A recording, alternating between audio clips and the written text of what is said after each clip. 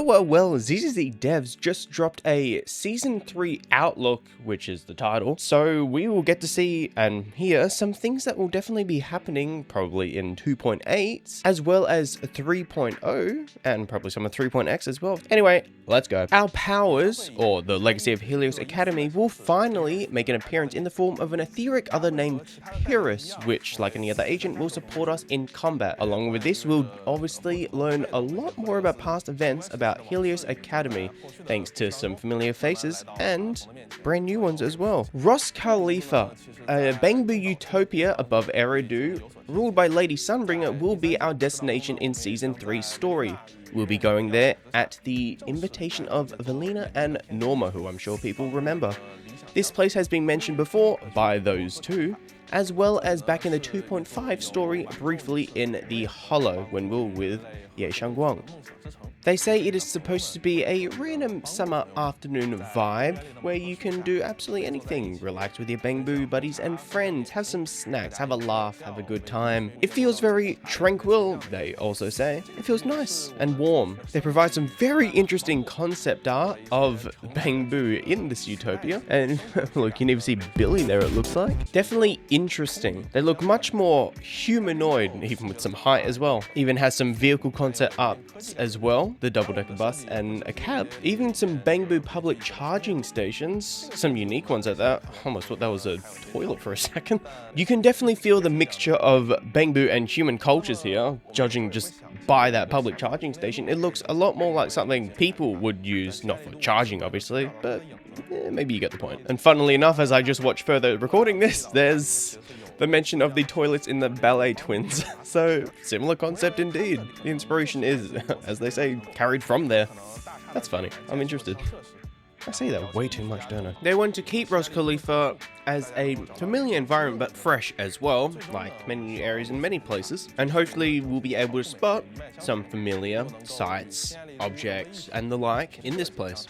There are new shops and the like, of course, such as the brand new check-in spot called Roarin' Brekkies. I love that name. And Roarin' Waffles, with surprise boxes you can crack open to redeem stuff. Similar to your lottery ticket or your fortune that you've definitely done way too many times, but hey, it's part of you at this point. It also seems we'll be leaving behind Tin Master at Cough Cafe after 2 years, and we'll be seeing a brand new special model of Tin Master at Cuppa Moment on Beckford Street, where we'll be getting our nice afternoon teas and coffees. We got some brand new spots as well. They say these can include bakeries, jazz bars, and other special places. I'm sure there's plenty that we'll see eventually. We'll also be getting a brand new system called the Interboo Terminal, which seems to be a general network for all the ROSCAELIFER Bangbus, and it will run through everywhere, and it will assist us in diving into the Bangbu network alongside our lovable ears, helping us uncover little secrets and spots and collect plenty of new goodies. This will gradually unlock throughout the next season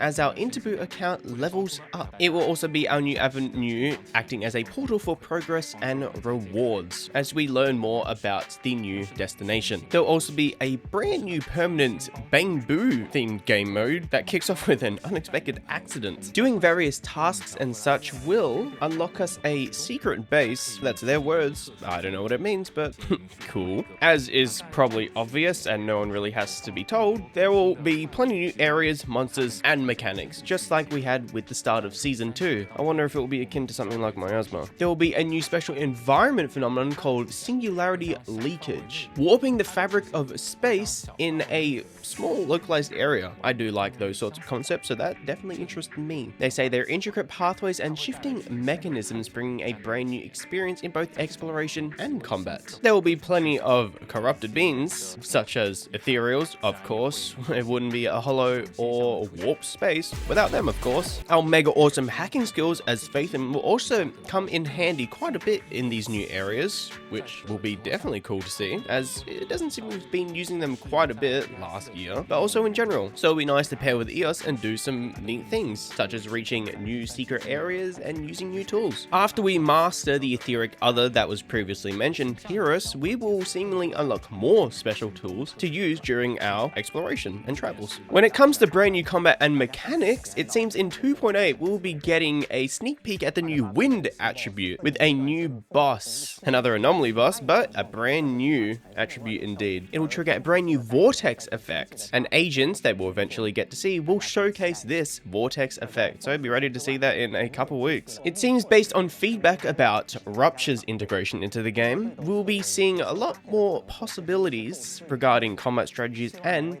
team synergy. So it'll be very interesting to look at that, considering Rupture's varied feedback in the game. So look forward to more of that. This doesn't mean more Rupture, it means that we'll see expanded mechanics that will hopefully blend better into the game than Rupture's initial release. They'll also be enhancing older characters still, which is definitely great to see. And with that, there will be, of course, new attack and defense skills for the brand new enemies we'll see, which is definitely interesting since it comes right after the agent enhancement. So maybe some older agents will be getting some very interesting new attack and defense skills and combos and all. Remember that dead-end butcher from back in the day? Yeah, me too. Apparently, he will now possibly be able to do a finishing move on you. Maybe not dead-end butcher, but old bosses, maybe even Bringer. That will be interesting to see, because finishing moves are always an awesome thing to see, even more so from enemies. You know, when they destroy you and pummel your face into the ground. This seems like it will be a very cool and possibly new-ish feeling mode, fresh. We'll be getting preset teams to use in this new mode, so look forward to that. Or just use your own teams with your own customization. Always cool, player agency, you love it. Hollow Zero is also being worked on again with some new iterations and the like,